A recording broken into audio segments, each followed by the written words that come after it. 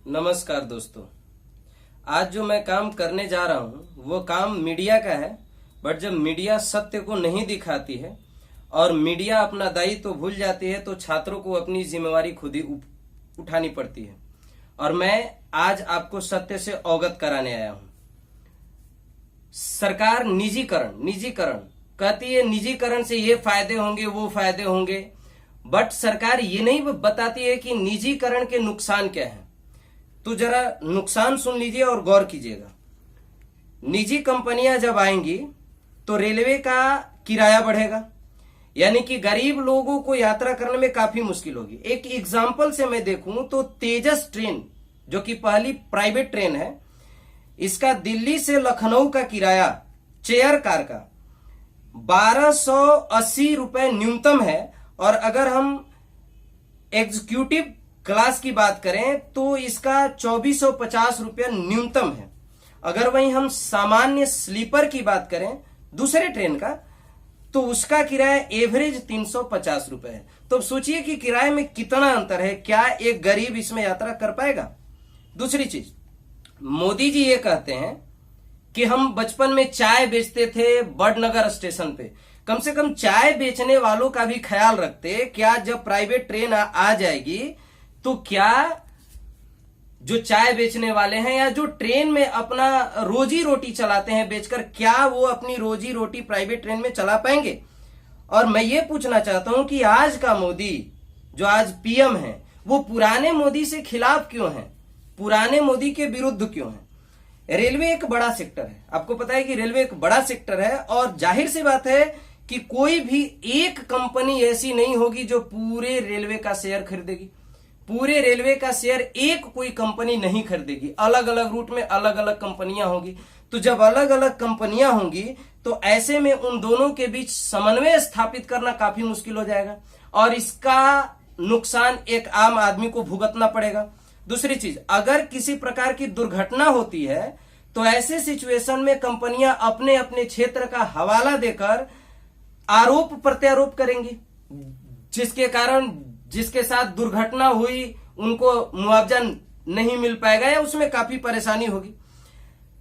और उपयोग में कम आने वाले मार्ग, जो वैसे रूट जिनका उपयोग कम होता है, वैसे मार्ग को कंपनियां सबसे पहले बंद करेगी, क्योंकि उससे उसको ज्यादा राजस्व नहीं मिल रहा है। तो राजस्व नहीं मिलेगा तो उस रूट से उसको नुकसान होगा। और ऐसे में जो सुदूर हिस्सों में रह रहे लोग हैं उनके मौलिक अधिकारों का हनन होगा। तो अगर ये निजी कंपनियां आती हैं तो ऐसा होगा। सरकार ये कहती है कि हम बेच नहीं रहे हैं, विकास के लिए कंपनियों को साझीदार बना रहे हैं। तो आप ये बताइए, इसमें यानी कि इसका मतलब ये है कि कुछ हिस्से सरकार के पास होंगे और कुछ हिस्से निजी कंपनियों के पास होंगे। आप ये बताइए कि तेजस ट्रेन में भी ऐसा हुआ था।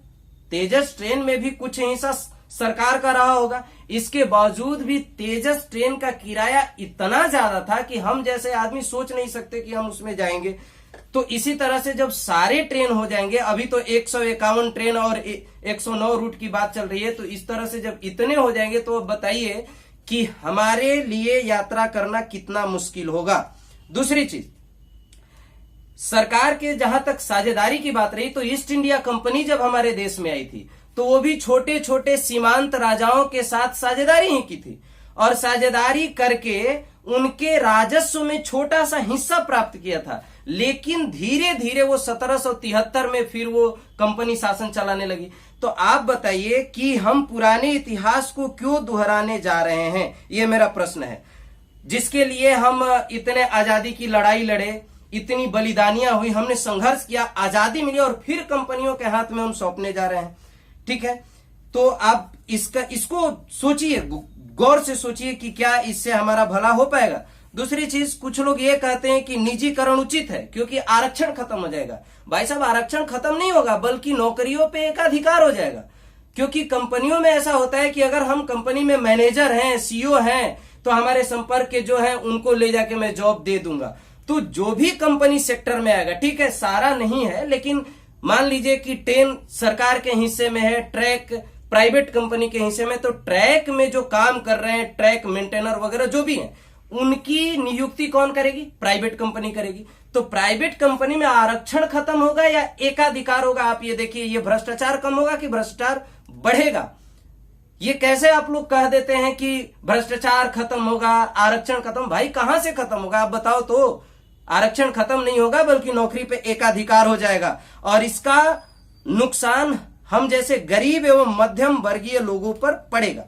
रोजगार के सृजन में कमी आएगी, क्योंकि कंपनियां अक्सर बचत करना चाहती है और वो चाहती कि हमारा ज्यादा फायदा हो, इसलिए वो ज्यादा रोजगार डेवलप नहीं करेंगी। इस बात को मान लीजिए आप। सरकार शिक्षा के निजीकरण पे भी तुली हुई है।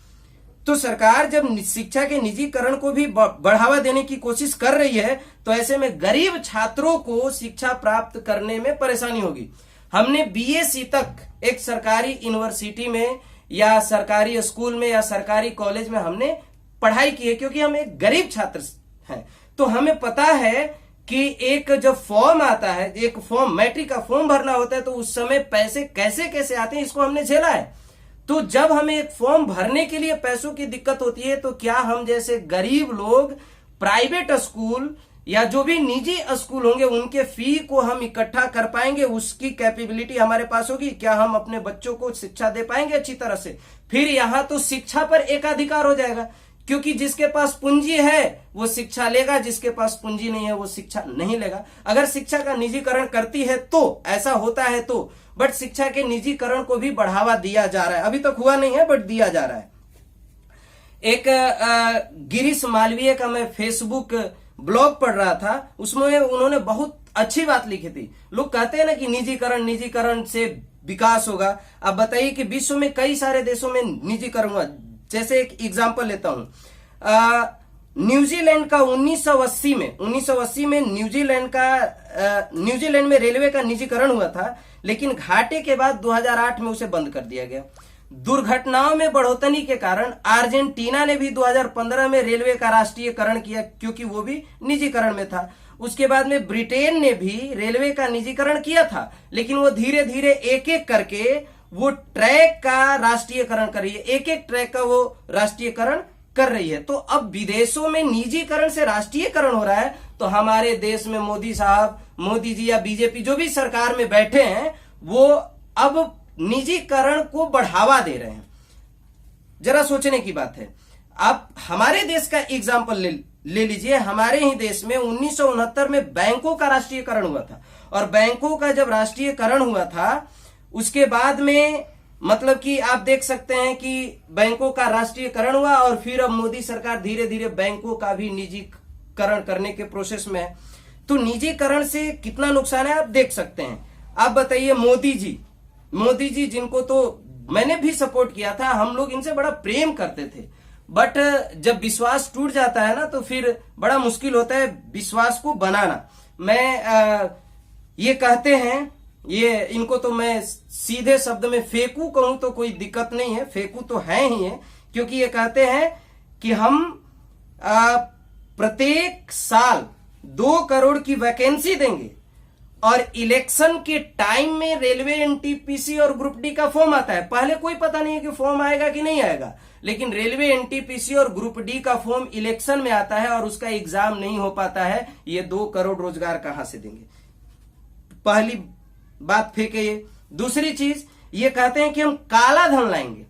भाई साहब, ये कहते हैं काला धन लाएंगे, और 9,000 करोड़ रुपए विजय माल्या लेके भाग जाता है, नीरव मोदी देश से भाग जाता है। ये कहते हैं कि हम चौकीदार हैं। भाई साहब, कैसे चौकीदार हैं कि चोर हमारे घर से भाग जा रहे हैं?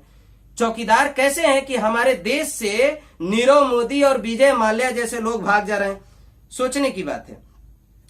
उसके बाद में अगर हम देखें तो अर्थव्यवस्था की बात कर लें, तो ये कहते हैं कि 5 सालों में हम $5 ट्रिलियन की अर्थव्यवस्था हम भारत को बनाएंगे। लेकिन थोड़ा सा हम जीडीपी की गौर कर लें तो वर्ल्ड बैंक की रिपोर्ट ये बताती है, आप जाके पढ़ सकते हैं, वर्ल्ड बैंक की रिपोर्ट जून 2020 पेज नंबर 98, आप जाके पढ़ लीजिए। मैंने पढ़ा है और फिर मैं बता रहा हूं, आप जाके पढ़ लीजिए, फिर से मैं बता रहा हूं। वर्ल्ड बैंक की रिपोर्ट जून 2020 में जो आया है, पेज नंबर 98, भारत का जीडीपी ग्रोथ उसमें दिखाया गया है। क्या है जीडीपी ग्रोथ? 2016 से 17 में जीडीपी ग्रोथ था 8.3%, जो कि 17 से 18 में घट के आ गया 7%, 18 से 19 में घट के आ गया 6.1%, 19 से 20 में घट के आ गया 4.2%, और अनुमान लगाया जाता है कि 20 से 21 में घट के आ जाएगा -3.2%। जो लोग ये कहते हैं कि ये कोरोना में हुआ है, कोरोना के कारण जीडीपी ग्रोथ कम हो रहा है, तो भाई साहब क्या 2017 से ही कोरोना इस देश में है? तो फिर 17, 18 और 19, 20 इनमें क्यों कम हुआ? जरा आप हमें इसका भी जवाब बता दीजिएगा। अब उसके बाद में ये जैसे कि निजी हाथों में देने की बात हो रही है, निजी हाथों में देने से क्या होता है? अब मैं थोड़ा सा एक निजी कंपनी जेट एयरवेज की बात कर लूं। जेट एयरवेज एक निजी कंपनी थी, बंद हुआ, 23,000 कर्मचारी की आजीविका चली गई, वो बेरोजगार हो गए। अब बताइए कि अब वही काम हम रेलवे के साथ दोहराने जा रहे हैं, तो क्या भविष्य में रेलवे कर्मचारियों के साथ ऐसी घटना नहीं घटित होगी? जो जेट एयरवेज के साथ हो सकता है वो रेलवे कर्मचारियों के साथ भी हो सकता है। फिर हम निजीकरण का बढ़ावा क्यों दें? हमारे शरीर में जब तक रक्त का एक एक कतरा है, मुझे पता है कि मैं ये सब काम कर रहा हूं तो मुझे मेरी आवाज को दबाने का प्रयास भी किया जाएगा, मैं ये जान रहा हूं, लेकिन मेरी आवाज दबने वाली नहीं है। मेरे शरीर में जब तक खून का थोड़ा भी कतरा है, मैं निजीकरण का विरोध करूंगा, बेरोजगारी का मुद्दा उठाऊंगा, अपनी आवाज बुलंद करूंगा, वो चाहे जो कुछ भी हो जाए।